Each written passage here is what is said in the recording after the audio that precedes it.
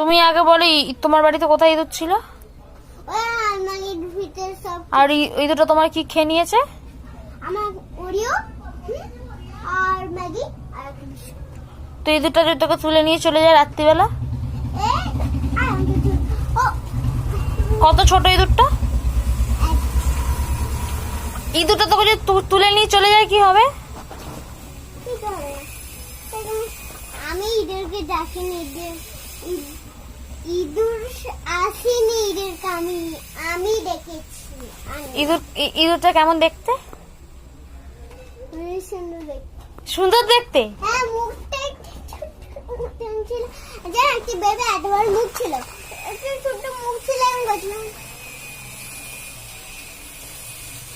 বৃষ্টি পড়ে এবং রঙিন ঘুরছে।